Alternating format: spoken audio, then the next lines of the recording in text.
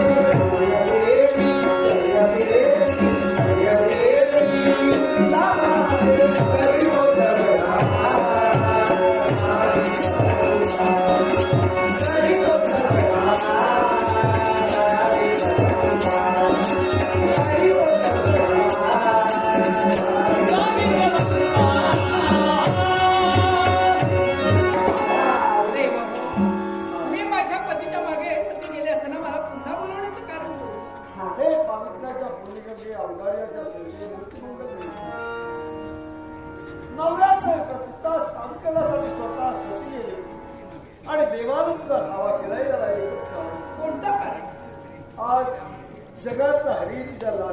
हे लवकर हा जर असाच राहिला असेल तर विश्वात हाहाकार मागेल.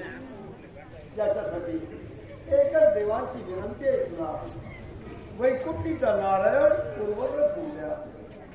देवा हो, तुम्हा देवतांची इच्छा मी पूर्ण करेन, हा पण माझी इच्छा कोण पूर्ण करणार? हे वाटे आमचा देव ज्यावेळी पूर्वस्थितीत येईल त्यावेळी आमच्या या देवाकरवी तुझ्या असेल त्या इच्छा आमचा देव नक्कीच पूर्ण करणार. मला वचन हवंय. वचन या जगापूर्वी आम्ही तुझ्या सगळ्या इच्छा पूर्ण करू. हा. असं मिळून सारे देव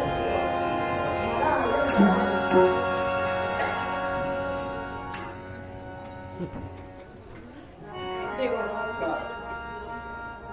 मी खरीच एकाच पतीचं पाणी ग्रहण करू.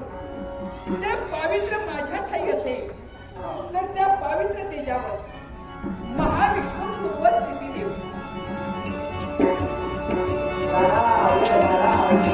ओ नमो नारायण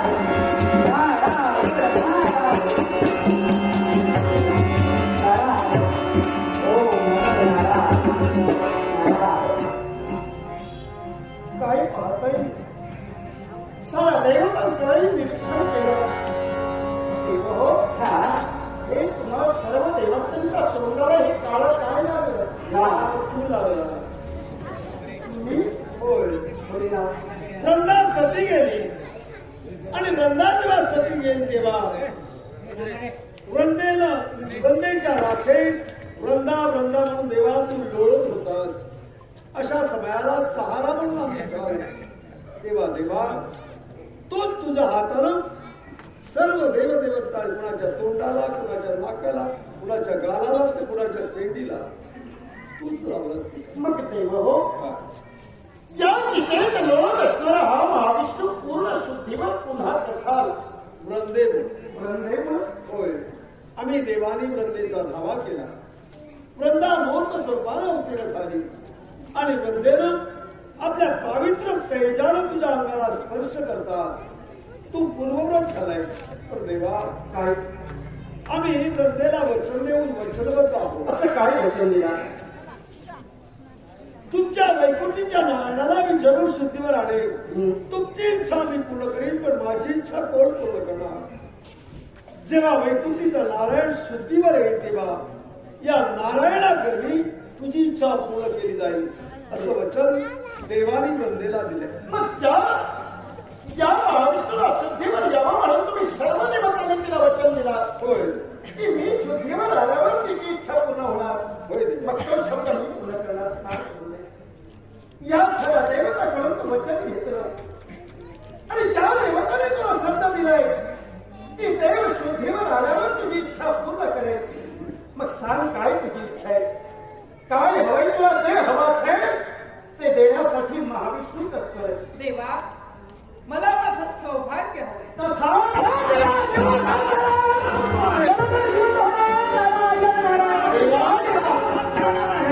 देवा वृंदेचं सौभाग्य देणं म्हणजे जलधर जिवंत होणं. सौभाग्य मागितल्यावर तथाच ते शब्द बाहेर पडतात. मन भित्र बंद की जलधर पुन्हा जिवंत होणार. होय देवा, जलधर जिवंत होण्याचा प्रश्नच नाही. याला कारण काय? कारण या वृंदेला सौभाग्य मी देईन अखंड. वर्षातून एक दिवस वर्षातून एक दिवस या सौभाग्य मिळेल. देवा, मला एका दिवसाचं सौभाग्य ते कसं, केव्हा आणि कुठे? वृंदे एका दिवसाचं सौभाग्य म्हणजे हीच माझी वृंदा तुळशी म्हणून जाते. मी गोविंद म्हणून तुझं माझं लग्न लावलं जाईल. देवा, तुझा माझा काय संबंध? संबंध मी सांगतोय. देवा भोलेनाथ, तुला भक्त काम कल्पतून म्हटलं जातं. बरोबर. प्रतिमतांचा सकाळ आणि भक्तांचा पाठीला का? ही तर तुझी भक्ती नाही. आणि तू आत्ताच म्हणालास की वंदे तुला एक दिवसाचं सौभाग्य देईल. तू तुळशी आणि मी गोविंदा. देवा जगा पोहा मुळीच नव्हे. भोलेनाथ, अहो जलधर म्हणजे कोणी वेगळा नव्हे. बोलण्याचा असेल जलधर म्हणजे महाविष्णू आहे. आणि महाविष्णू आहे जलधर. आणि दुसरी गोष्ट भोलेनाथ, जलधर तुम्हालाही कोणी परका नव्हे. जलधराला तुमचा मुलगा आहे. बोलतोच काय भोलेनाथ? जलधर तुमचा मुलगा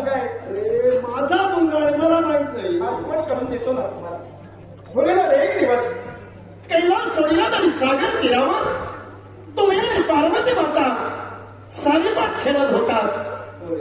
आणि तुम्ही सारीपाट खेळत असताना या लबाड नारदाचं आगमन तिथं होतं याची जाणीव तुम्हाला झाली. हा.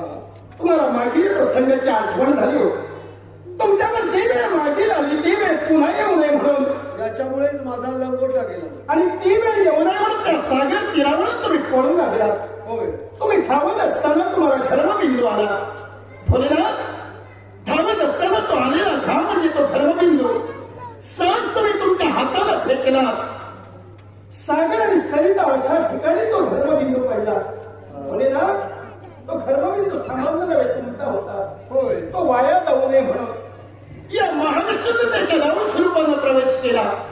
सागर आणि सरिता या ठिकाणी मी अवस्वरूपानं प्रवेश केल्यामुळं तिथे एका बालकाचा जन्म झाला. भोलेनाथ जल म्हणजे पाणी आणि खरा म्हणजे भूमी अशा ठिकाणी त्याचा जन्म झाला म्हणून त्याचं नाव जलधर ठेवलं गेलं. होय. भोलेनाथ तुमचा धर्मबिंदू तुम्ही अवस्वरूपानं प्रवेश केला म्हणून ते बाळ जन्माला आलं. तो जलधर म्हणजे साक्षात महाविष्णू होय. म्हणजे जलधर म्हणजे तू स्वतः देवा. हो. पण देवा काय वृंदा एक असुर कन्या आहे. असुर कन्येचा आणि वैकुंठीच्या नारायणाचा काय संबंध? असुर कन्या तरी असले तरी वृंदा म्हणजे दुसरी तिसरी कुणी नव्हे तर माझी पत्नी लक्ष्मी होय. लक्ष्मी. कारण ज्या वृंदेचा बाप म्हणजे काय नेहमी यातनं माझी एकनिष्ठतेनं भक्ती केली हा. आणि माझी भक्ती करून त्याची इच्छा होती की लक्ष्मीला आपल्या कुळात जन्माला यावं. ही त्या माझ्या भक्ताची इच्छा. हा. आणि भोलेनाथ याला दुसरंही कारण आहे. काय? आठवते तुम्हाला ज्यावेळी तारकासुर उन्मत्त झाला सगळ्या देवतांना त्यानं कसं केलं. त्या तारकासुराचा शेवट कसा करावा प्रश्न उभा राहिला. कारण तो गर्दी होता आणि त्याला वरदान होतं. शिव पार्वतीपासून जर मुलगा जन्माला आला तरच त्याला तो मारू शकतो. होय. पण भोलेनाथ हे मला असंभवनीय होतं. कारण तुम्ही तुमचा कामदेव धाडला होता. होय. एक दिवस तुम्ही काम्यक वनात होता आणि त्या काम्यक वनात देवेंद्र आणि देवेंद्रपती सती आणि मयूर रूप धारण केलं. तुमच्या समोर येऊन ते मयूर नृत्य करू लागले. हे नृत्य पाहता भोलेनाथ तुम्ही कामातून झालात आणि कामातून झाल्यामुळे तुमचं वीर्य स्खलन झालं. ते वीर्य अग्नीला साधीनं समजले आणि त्यात अग्नीनं ते वीर्य प्राशन केलं. काही भाग भूमीवर पडला. पार्वतीनं ते दृश्य पाहिलं की आपला अधिकार भूमीनं मिळवला म्हणून तिला शाप दिला गेला की माझा अधिकार तू हिरावून घेतलास म्हणून तुला अनेक राजे भोगते. आणि त्या दिवसापासून भूपती सौंदर्य प्राप्त झाली. भोलेनाथ ज्या अग्नीनं ते वीर्य आपण प्राशन केलं आपल्या उदरात समाविष्ट केलं. त्यामुळं अग्नी गर्भवती राहिला. गर्भधारणा झाली. अगदी समोर प्रश्न उभा राहिला. पण एक दिवस 6 ऋषी पत्न्या स्नान करत होत्या. त्याही नगरावस्थेत स्नान करून ज्यावेळी त्या बाहेर पडल्या त्यावेळी त्यांना थंडी वाटू लागली आणि स्वतःचं रक्षण थंडीपासून करावं म्हणून त्यांनी अग्नी प्रज्वलित केला. आणि त्या 6 स्त्रिया तिथं अग्नी समोर बसल्या. ही संधी अगदीनं साधली आणि दैवी सामर्थ्यानं आपल्या उदरातील गर्भ तो 6 स्त्रियांच्या उदरी सोडला. झालं. काही क्षण जातात त्या स्त्रियांना जाणीव झाली की आपण गर्भवती राहिलो. मनात एक प्रश्न उभा राहिला आपले नवरे आपल्याला काय म्हणते. आणि ही त्या संधी साधून एक दिवस त्या 6 ऋषी पत्न्याने गर्भाच्या योगे करून आपला गर्भ फाडीला गेला आणि तोच गर्भ एका विवरात भेटला. देवा झालं काय उदर फाडून त्या 6 कृतिकांनी आपल्या उदरात असताना अंशरूपी गर्भ एका पडक्या विहिरीत टाकला. आणि ज्यावेळी तो टाकला गेला त्यावेळी भोलेनाथ 6 स्त्रियांनी टाकलेला तो गर्भ एकत्रीकरण झालं. धड 1 आणि 6 शिरं असा जो जन्माला आला तो षडानन जन्माला आला. आमचा मुलगा. आणि त्या षडाननाकरवी तारकासुराला मारलं गेलं. होय. ज्यावेळी तारकासुर मेला गेला हा. त्यावेळी पार्वतीला आनंद झाला की आपल्या मुलामुळं जगावर आलेलं विश्वामध्ये संकट दूर झालं. म्हणून पार्वतीला आनंद झाला घरात. पण त्याच वेळी लक्ष्मी खदखद आसली होती आणि घडलेलं वृत्तांत पार्वतीला सांगितलं गेलं. स्वतःला तू मुलगा म्हणतेस पण तो तुझा मुलगा नव्हे. आणि हे ज्यावेळी पार्वतीला लक्ष्मी बोलली गेली त्यावेळी पार्वती मातेला राग आला आणि रागाच्या भरात लक्ष्मीने शाप दिला की आज तू हसलीस ते आसुरी व्यक्तीला हसलीस म्हणूनच तुझा जन्म होईल तर एका आसुरी योगीत होईल. या दोन्ही गोष्टीचा विचार करून भोलेनाथ एक तर पार्वती मातेला दिलेला शाप आणि माझा भक्त याची इच्छा होती म्हणूनच लक्ष्मीने जन्म घ्यावा. घेतला तो वृंदा म्हणून जन्म घेतला. म्हणजे वृंदा तीच लक्ष्मी आणि जलधर तोच विष्णू. देवा तुझं माझं नातं समज पण तूच म्हणाला मला माझं सौभाग्य देणार आहे ते केव्हा कसं आणि कधी. मग वृंदे ऐकतो आजचा दिवस. कारण ज्या दिवशी तू सती गेलीस तो दिवस म्हणजे अश्विन शुद्ध द्वादशी आणि आजचा दिवस म्हणजे कार्तिक शुद्ध हा द्वादशीचा दिवस. मग आषाढ शुद्ध एकादशी ते कार्तिक शुद्ध द्वादशी हे 4 मास या चितेत मी लोळत राहिलो. आजच्या दिवशी मी शुद्धीवर आलो म्हणून आजच्या दिवशी तुझं माझं लग्न लावलं जाईल. पण ते केव्हा माहिती आहे का? पुढे येणार कलियुग. पुढे येणार कलियुगात हिंदू वासीय जन आपल्या घरासमोरील अंगणात तुळशी वृंदावनाची स्थापना करते. म्हणजे वृंदे तुझी स्थापना केली जाईल आणि त्या तुळशी वृंदावनाची स्थापना केल्यानंतर आजच्या दिवशी मी गोविंद म्हणून नव्हे तो तुळशी म्हणून नसणार. एवढंच नव्हे तर उमा रमा सावित्री आवळे चिंता आणि मालती या तिने होती. मूळस्थानी ब्रह्मदेव मध्यभागी मी आणि शाखे शिवशंकराचा वाद असेल. आणि या दिवशी वृंदे फक्त एका दिवशी फक्त तुला सौभाग्यानं तुझं पूजन केलं जाईल. पण इतर दिवशी तुझं ते पूजन होईल ते गंधाक्षता युक्तानं. आणि आजच्या एका दिवसात सौभाग्य देण्यासाठी आजच्या दिवशी सौभाग्य अलंकारानं तुझं पूजन करून तुझं आणि माझं लग्न लावलं जाईल. अशा प्रकारे वर्षातून एक दिवस पण ते अखंड म्हणजे कायम हे अशा प्रकारे सौभाग्य तुला हा महाविष्णू बहार देवा तू दिलेलं सौभाग्य मी आनंदाने स्वीकारेन. एक लक्षात ठेव. आणि देवा भोलेनाथ तुझ्या लग्नात उमा रमा सावित्री ब्रह्मा विष्णू महेश नव्हे तर इतर अष्टदिक्पाळही असतील. नक्की. आणि या समयाला आम्ही तुझ्या या विवाहासाठी ओळलेल्या अक्षता आणि उष्ण उदकाचा उपयोग. आणि भोलेनाथ हे महत्वही राहत असताना वृंदे तू दुसरा दोष हा दिला तो मी पहिला भोगला. कारण दोष हा बदलही तू दिला की पाषाणाप्रमाणे राहणारा देवा तुम्ही दैव दगडात ते होणार. अर्थात कलियुगाच्या ठिकाणी आम्ही शाप भोगणार. आम्ही ते 36 कोटी देवता 11 कोटी देव स्वर्गात वास्तव्य करतील. 11 कोटी देव अंतरिक्षात वास्तव्य करतील आणि 11 कोटी देव मृत्यूलोकात वास करतील. देव हो पण मृत्यूलोकात आम्ही ते देव वास करणार ते कसे माहितीये का? कोणत्या रूपाने? वेड्या अवस्थेत असताना मी तुम्हा सर्व देवतांना काळ लाविलं. होय याचंही महत्व मी ठेवणार. देवा या काळाचंही महत्व आहे. हे महत्व राहणार ते कोणता तरी नाव. आम्ही ज्यावेळी कलियुगाच्या ठिकाणी प्रत्येक हिंदू वासीयताच मंदिर उभारतील आणि मंदिरात आमच्या मूर्तीची स्थापना करतील. पण ती मूर्ती कशी असेल हे कारण सर्व देवतांना फसण्याचं महत्व राहावं म्हणून काळ्या दगडाच्या मूर्तीची स्थापना कलियुगात केली जाईल. आणि मूर्ती रूपात आम्ही वावरत असताना महत्व दिलं जाणार ते ब्राह्मणांना. ब्राह्मणाच्या मंत्रोच्चारा करवी प्राणप्रतिष्ठा केल्यानंतर त्याच्या देवपणा येणार आणि आम्ही सारे देव कौल रूपानं बोलू. आणि ज्यावेळी कौल रूपानं बोलत असताना कधी कधी देवता मानवासमोर तर कृष्ण उभा राहिला तर 11 कोटीच्या अंतरिक्षात देवता असतात त्या अवसार रूपानं मानवाशी बोलतील आणि मानवाच्या इच्छा पूर्ण करण्यासाठी आम्ही देवच्या कलियुगात तत्पर होणार आहोत.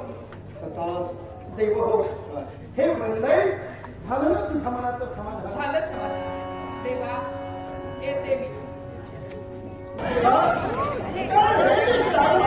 हो, आषाढी एकादशी कार्तिक शुद्ध द्वादशी पर्यंत या चार मासालाही काही आणि होत ते महत्वाचं साहेब की या 4 मासात माझे भक्तजन माझं भजन पूजन कीर्तन करून ते माझे भक्तजन या 4 मासात सरोदित माझं भजन पूजन करते त्या सर्वांना अखंड शांती